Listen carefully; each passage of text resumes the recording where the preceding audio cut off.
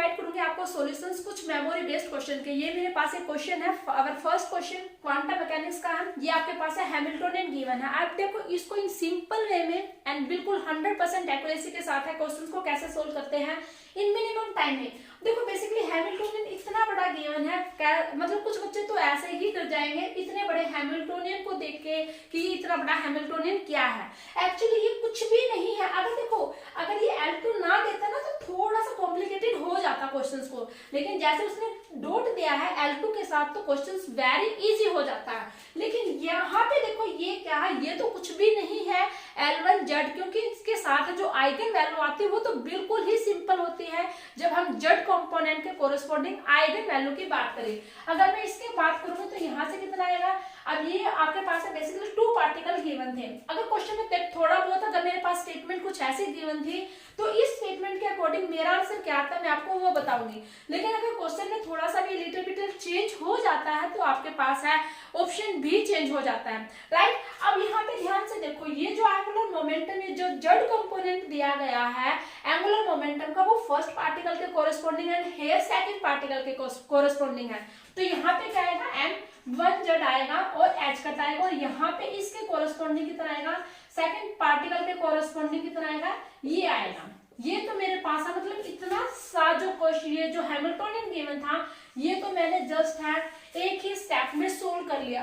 अब बात आती है इसकी, इसको कैसे सोल्व करें। ये बेसिकली कांस्टेंट है, इसको बाहर रखो, इसका कोई भी लेना देना नहीं है।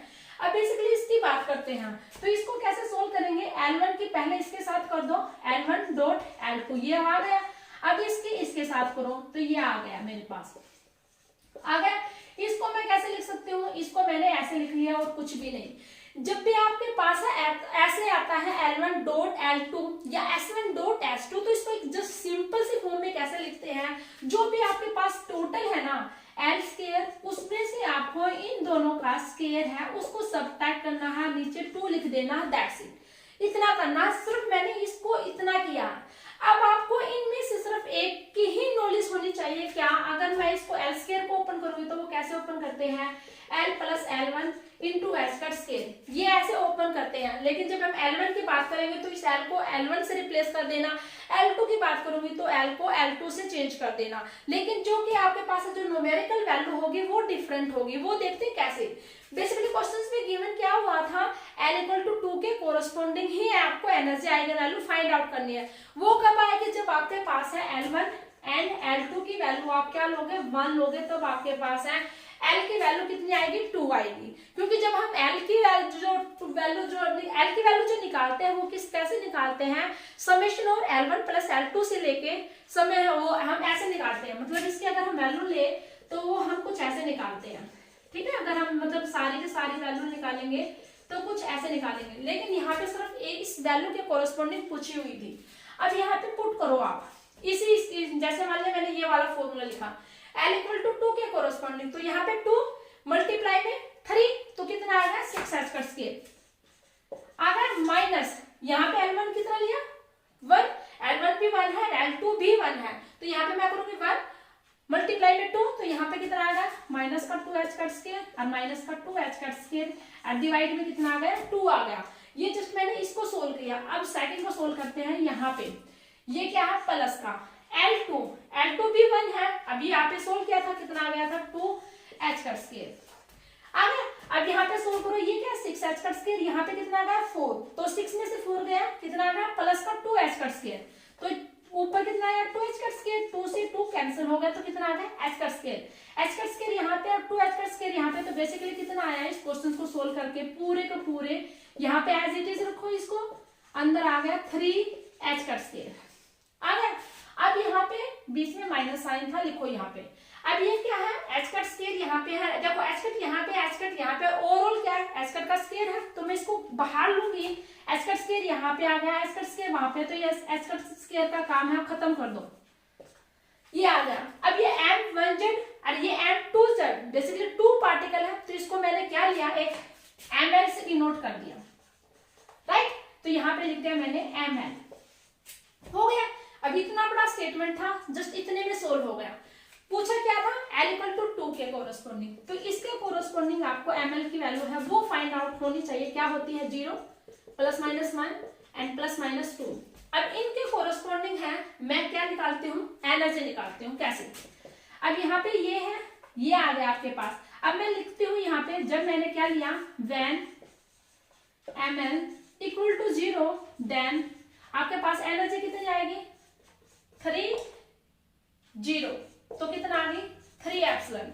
लेकिन जब आपके पास है क्या लेते हो, ml की वैल्यू +-1 देन कितनी आएगी, एप्सिलॉन 3 प्लस लो या माइनस लो तो कितना आएगा, यहाँ पे माइनस है, और ये बेसिकली यहाँ पे देखो स्केयर में था, तो यहाँ पे कितना आएगा, स्केयर आएगा, राइट। ये थोड़ी सी गलती हो गई थी, तो यहाँ पे क्या आएगा, प्लस लो या माइनस लो, ओवरऑल कितना आएगा, स्केयर में 1 आएगा, तो 3 - 1 तो कितना आ गया 2, तो यहाँ से कितना आ गया आपके पास है एप्सिलॉन, राइट। अब मैंने क्या लिया, +-2, प्लस अगर मैं 2 इसमें पुट करती हूँ तो ओवरऑल कितना आएगा, स्केयर किया 4, 3 - 4 माइनस, और यहाँ पे तो यहाँ पे कितना आएगा, माइनस का एप्सिलॉन, ठीक है। तो ये 3 - 4 ये आ गया, और यहाँ पे +-1 पुट करूंगी तो यहाँ पे क्या आएगा, 1 आएगा, तो इसके कोरस्पॉन्डिंग कितना आएगी, एनर्जी है। तो बेसिकली आपके पास है एनर्जी कितनी आती है, -एप्सिलॉन, 2 एप्सिलॉन एंड 3 एप्सिलॉन।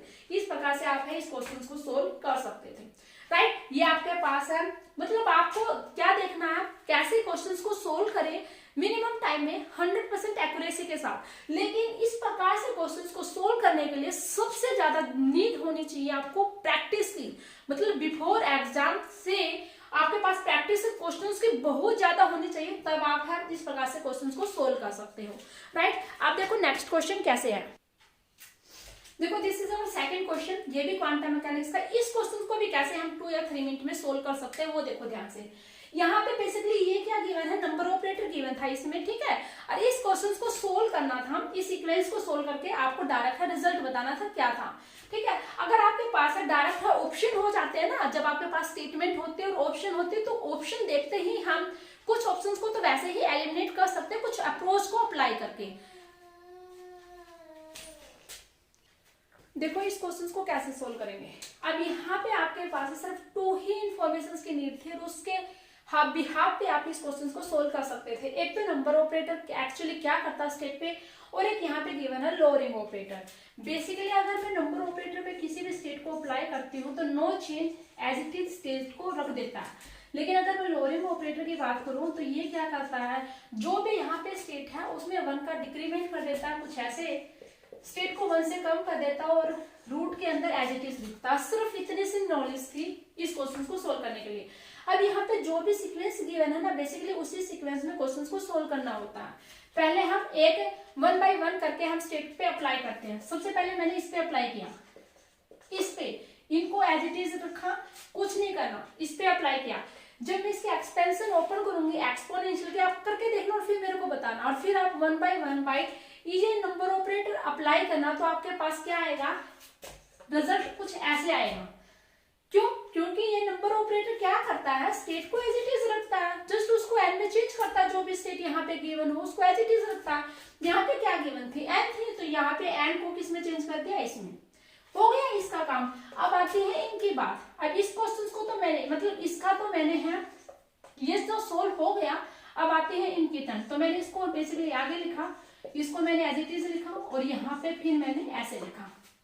अब आती है ये क्या करती है, स्टेट को 1 से कम कर देती है, तो लिखो यहाँ पे ऐसे, इसको एज इट इज लिखो, 1 को मतलब ऐसे रूट के अंदर एज इट इज हो गया। अब इसको फिर आगे लिखो, e⁻⁻ का n रूट n। अब आती है इसकी टर्न, अब इसको सोल्व करो, ये फिर क्या है, नंबर ऑपरेटर करो, फिर इसको solve, n as it is. अगर मैं ये क्या करूंगी, स्टेट यही है, तो ये क्या करेगा, ऐसे रहेगा, और एज इट इज। अब इसको सोल्व करो, e⁻, hair e⁻⁻n, hair e⁻n, तो इसको है कैंसिल कर दो, तो आपके पास बेसिकली क्या आ जाता है, ये। This is our right answer. तो इस क्वेश्चन को आपको ऐसे सोल्व करना था। नाउ नेक्स्ट क्वेश्चन देखो, this is our second. Next question में आपको ये वाली फाइंड करना है, मतलब expectation value of LZ plus SZ है, ये आपको फाइंड आउट करना है। अब इसके लिए बेसिकली क्या रिक्वायरमेंट है, देखो जब भी जेड कंपोनेंट की बात आती है ना, चाहे वो एल की हो चाहे वो एस की हो, क्वेश्चन बहुत सिंपल हो जाता है इन कंपैरिजन टू अगर एक्स और वाई गिवन हो तो। लेकिन यहाँ पे देखो LZ है, यहाँ पे भी SZ है, ठीक है, सिंपल है। अब यहाँ पे एलजेड में बेसिकली क्या कैसे निकालते हैं, एमएच कट, और यहाँ पे जो भी एनर्जी आइगन स्टेट गिवन है, अगर प्लस है तो प्लस के कोरस्पॉन्डिंग लिखना, अगर माइनस है तो माइनस के कोरस्पॉन्डिंग लिखना। यहाँ पे क्या है, ये आइगन एनर्जी आइगन स्टेट है किसके, नेगेटिव लिखा तो यहाँ पे बेसिकली क्या आएगा minus H cut by two, and here किसके पास है एनर्जी आइगन स्टेट आएगी plus H cut by two के कोरस्पॉन्डिंग, राइट। ये क्या है y10, ये क्या होता है एक्चुअली YLML लिखा होता है, दैट्स इट, ठीक है। अब ये क्या है, आगे जो गिवन है यहाँ पे इनका आप स्केल करो और दोनों को ऐड करो, अगर आपके पास 1 आ जाता है तो वो जो गिवन वेव फंक्शन है वो नॉर्मलाइज हो जाता है, क्वेश्चन बहुत सिंपल हो जाता है। तो यहाँ पे देखो ये √3/8 है, यहाँ पे √5/8 है, इन दोनों को स्केल करेंगे और दोनों को ऐड करेंगे तो आपके पास 1 आ जाएगा, दैट्स मींस गिवन जो वेव फंक्शन है वो नॉर्मलाइज्ड है। अब आपको डायरेक्ट है निकालो, जो भी निकालना है, मैंने जो आपको बताना था वो बता दिया, इसमें से आपको क्या क्या ढूंढना था और कहाँ से लेना था। अब इसको करेंगे हम स्केल, तो यहाँ से कितना आ गया आपके पास है 3/8, निकालना क्या है एलजेड प्लस एचजेड, एलजेड की लिखो तो यहाँ पे क्या है 0, तो यहाँ पे कितना आ गया 0, एचजेड की लिखो तो यहाँ पे कितना गिवन है minus H cut by two, क्या था प्लस, यहाँ पे भी प्लस है तो लिख दो। अब यहाँ पे क्या √5/8, तो यहाँ पे क्या आएगा 5/8। अब यहाँ पे लिखो फिर एलजेड के कोरस्पॉन्डिंग, तो यहाँ पे 1 है तो यहाँ पे कितना आ गया एच कट आ गया, यहाँ पे एचजेड में plus H cut by two, तो मेरे पास है ये आ गया, राइट। अब यहाँ पे क्या है 3/8 minus H cut by two, तो यहाँ से कितना आ गया -3 एच कट अपॉन 16, यहाँ से कितना आ गया H cut plus H cut by two 3 H cut by two, तो यहाँ से कितना आ गया आपके पास है, तो ये आएगा 15 एच कट अपॉन में 16, 15 है -3 है तो यहाँ पे कितना आ गया 12 एच कट अपॉन में 16, तो ओवरऑल कितना आ गया आपके पास 3 एच कट अपॉन में 4, this is our right answer, ठीक है। तो आप है इस प्रकार से सोल्व कर सकते थे ना।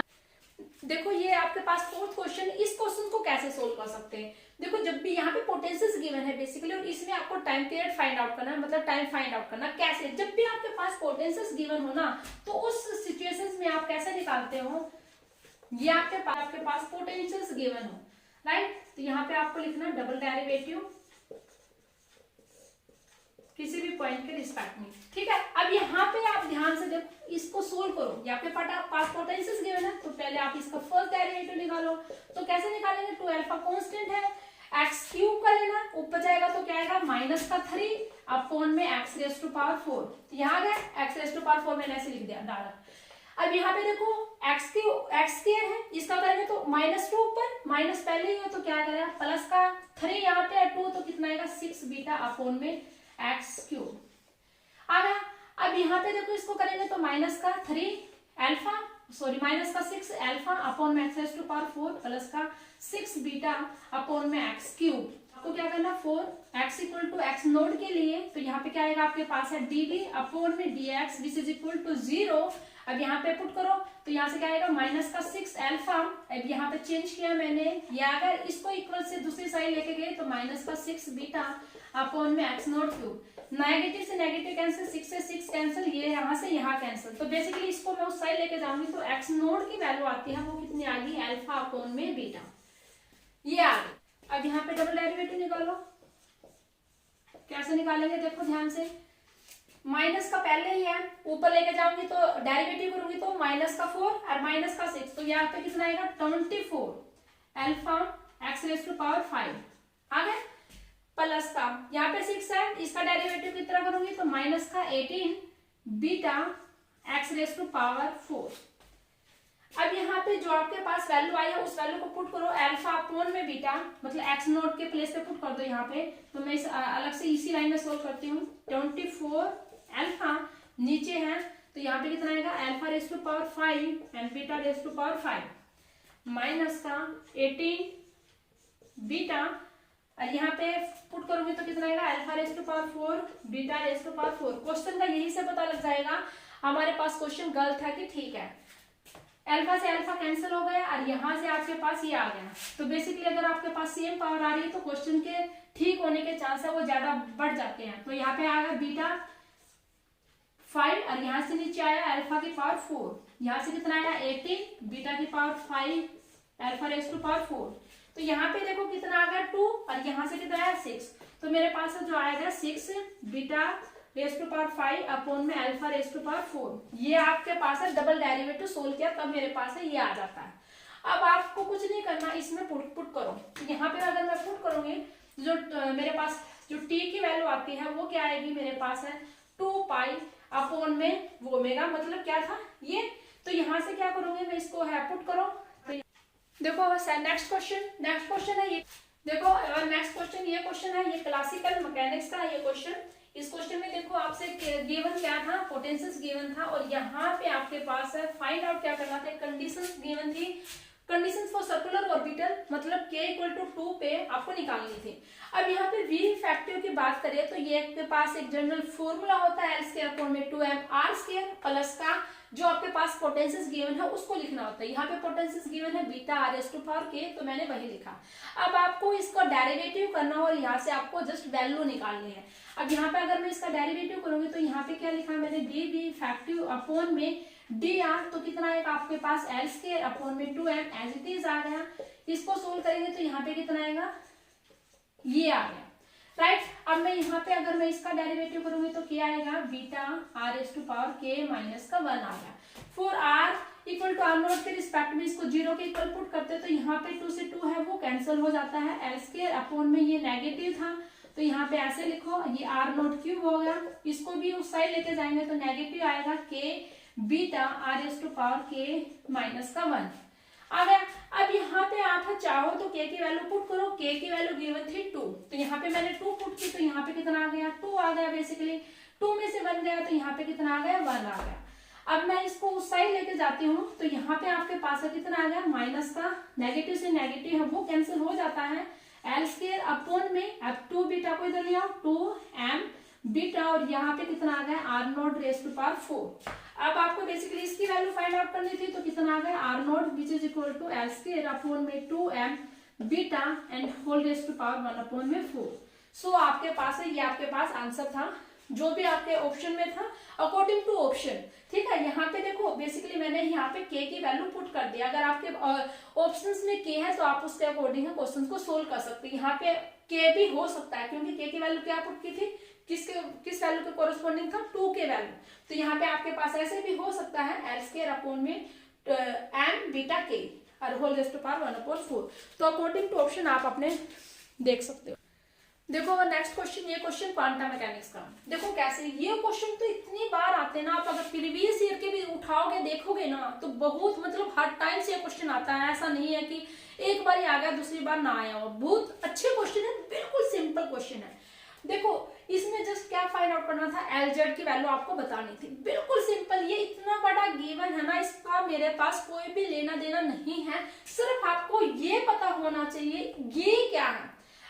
एक्चुअली में देखो वेव फंक्शन है वो रेडियल से भी बनता है, थीटा कंपोनेंट से भी मिलके बनता है, फाई से भी बनता है, एंगुलर कंपोनेंट का भी होता है, रेडियल कंपोनेंट मल्टीप्लाई में एंगुलर कंपोनेंट। बट यहाँ पे अगर आपको बस इतना सा पता होगा, अगर ये e raise to power i of i है, ये बेसिकली क्या है, इस प्रकार से हम इसको डिनोट करते हैं। अब यहाँ पे इसको और इसको कंपेयर करो तो यहाँ पे आपके पास अगर मैं इसको कंपेयर करूंगी तो ml की वैल्यू कितनी आएगी, 1 आएगी। अरे LZ क्या होता है, MH कट होता है, तो आपके पास ये आ गया। तो यहाँ पे आपके पास डायरेक्ट है आंसर है वो कितना आ गया, H कट आ गया। बस आपको ऐसे सोल्व करना था और कुछ नहीं करना था इस क्वेश्चन में। जस्ट अगर आपके पास है L पूछ लेता, अगर आपके पास कुछ ऐसे पूछ लेता expectation value of L square, तो आपको कुछ नहीं करना। जो भी ट्रिग्नोमेट्री की टर्म है ना, अब ध्यान देखना, अगर ट्रिग्नोमेट्री की जो टर्म है वो थीटा में गिवन है तब तो वो इंक्लूड करनी है L की वैल्यू में, लेकिन अगर बेसिकली अगर फाई में गिवन है तब आपको वो काउंट करनी है ml की वैल्यू में। ये ध्यान रखना, सिर्फ इतना सा फर्क है,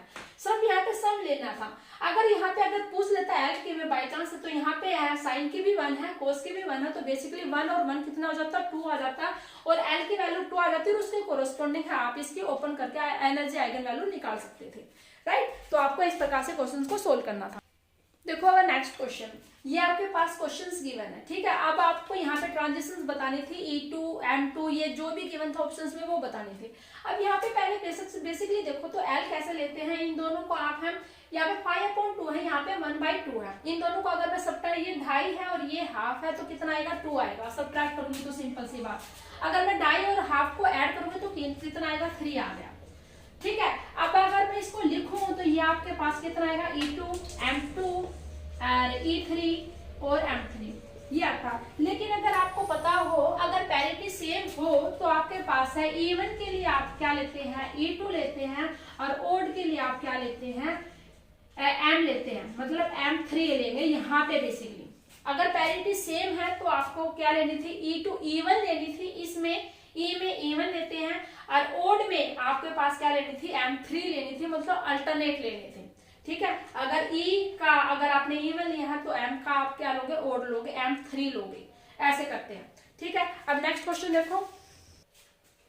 देखो ये नेक्स्ट क्वेश्चन है क्लासिकल का, हम बिल्कुल सिंपल है, एक दो ऑप्शंस को तो आप ऐसे एलिमिनेट कर सकते हो अकॉर्डिंग टू ऑप्शन, क्योंकि सिर्फ यहाँ पे एक लिटिल चेंज है। अगर देखो ये टर्म ना होती ना तो क्वेश्चन तो बिल्कुल सिंपल था।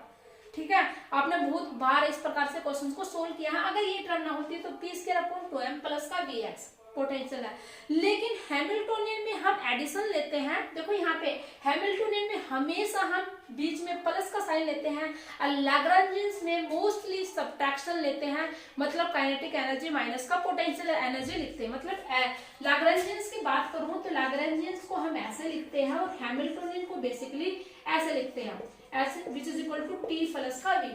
राइट, एक दो ऑप्शंस में तो वैसे ही एलिमिनेट हो जाएगा ऑप्शंस को देख के। ठीक है, पोटेंशियल्स के आगे नेगेटिव साइन है कि पॉजिटिव साइन है। यहाँ पे हैमिल्टोनियन गिवन था और आपसे पूछा क्या हुआ था, लैग्रेंजियन, तो लैग्रेंजियंस में बेसिकली यहाँ पे ये आएगा नेगेटिव साइन। अब बात करते हैं इसकी। अगर आपको पता हो क्या कि लैग्रेंजियंस में क्या होता है, half m x dot square लिखते हैं, और हैमिल्टोनियन में क्या लिखते हैं, p स्क्वायर अपॉन में 2m लिखते हैं। राइट, अब ध्यान से सुनो एक बात क्या कह रही, जो हम हैमिल्टोनियन लिखते हैं ना तो ऊपर जस्ट p स्क्वायर लिखते हैं और सारा का सारा सब कुछ नीचे लिखते हैं। ठीक है, अब यहाँ पे अपने क्वेश्चंस में देखो, अपने क्वेश्चंस में क्या गिवन था, यहाँ पे अगर मैं इसी को थोड़ा सा चेंज करूं तो इस क्वेश्चंस को मैं थोड़ा सा ऐसे लिख सकती हूँ, ऊपर लिखा p स्क्वायर, नीचे लिखा 2m, इसको नीचे लिया, ये आपके पास है बेसिकली हैमिल्टोनियन गिवन था, उसी को थोड़ा सा मैंने लिटिल बिट चेंज कर दिया। अब आपको इसको लैग्रेंजियंस लिखूं, लैग्रेंजियंस में 1/2 तो एज इट इज आता ही आता है, लेकिन जो m के साथ होता है ना वो लैग्रेंजियंस में ऊपर लिखते हैं। अब यहाँ पे हैमिल्टोनियन में m के साथ क्या लिखा हुआ है, e raised to power x upon a, तो इसको आप है ऐसे लिखो।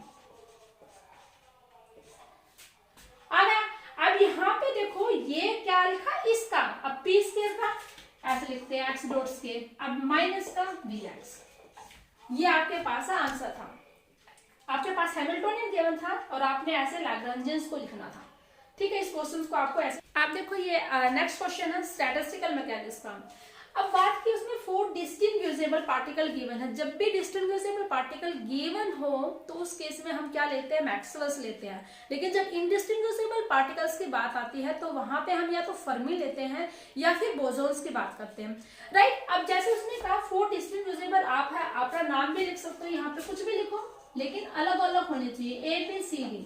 अब बात करते हैं पूछा क्या हुआ, पूछा हुआ नंबर ऑफ माइक्रोस्टेट पूछी है फॉर ए गिवन मैक्रोस्टेट। ठीक है, अब यहाँ पे नंबर ऑफ माइक्रोस्टेट बताने कब बतानी है, जब इन पार्टिकल का अगर मैं डिस्ट्रीब्यूशन करूं किसमें, इन एनर्जी के कोरस्पॉन्डिंग, तो आपके पास एनर्जी कितनी आनी चाहिए, टोटल एनर्जी 4E होनी चाहिए, न तो इससे कम न इससे ज्यादा, सिर्फ इतने ही होने चाहिए। इसके कोरस्पॉन्डिंग आपको नंबर ऑफ माइक्रोस्टेट बतानी है।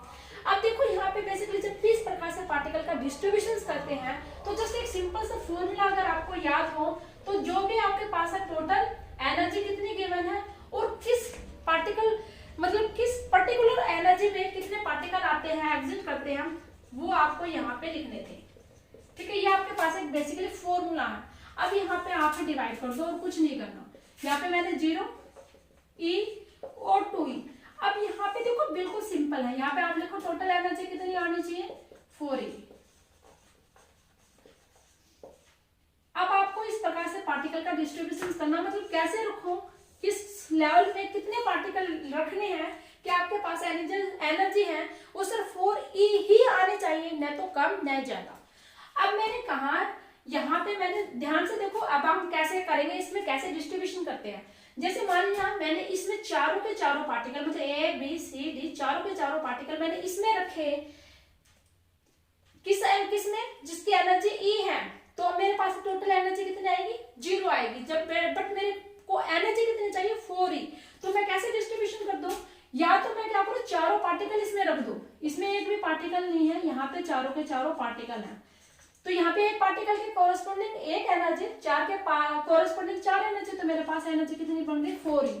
लेकिन पार्टिकल है वो क्या है, डिसइंडिविजिबल है, पार्टिकल को मैं किसी और वे में भी अरेंज कर सकती हूँ, मैं इसको ऐसे भी लिख सकती हूँ। पहले ध्यान से देखो, इसके कोरस्पोंडिंग है, यहाँ से कितने आएगी निकल के 4 अपॉन में यहाँ पे कितना है 0, यहाँ पे कितने हैं 4 पार्टिकल, यहाँ पे कितने हैं 0। अब मैं इसको सोल्व करूंगी तो कितना आएगा 1 आएगा, ठीक है। तो मतलब यहाँ पे ए बी सी डी लिखो, बी ए सी डी लिखो, कुछ भी लिखो, मतलब पार्टिकल का कैसे भी डिस्ट्रीब्यूशन करो, इसमें रहने वाली एनर्जी है वो कितनी आएगी 4E आएगी।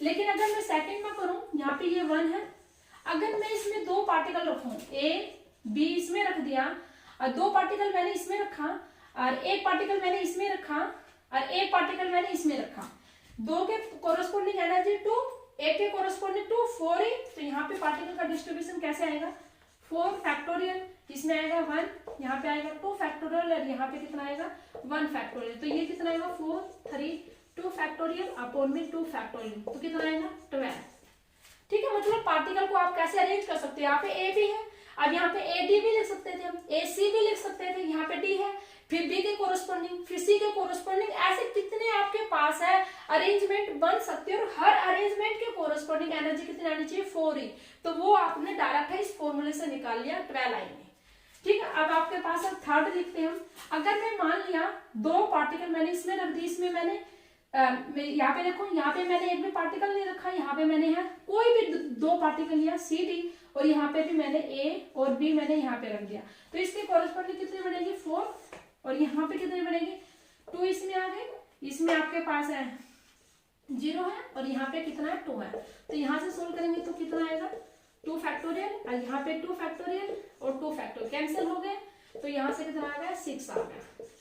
तो आपके पास है बेसिकली इतने अरेंजमेंट बनते हैं पार्टिकल के इस प्रकार से कि जिसमें एनर्जी आपके पास है बेसिकली कितनी आएगी 4E आएगी। तो ये आपके पास है टोटल कितनी बनती है माइक्रोस्टेट 12 6 18 और एक 19, तो टोटल आपके पास है 19 माइक्रोस्टेट बनती है, ठीक है।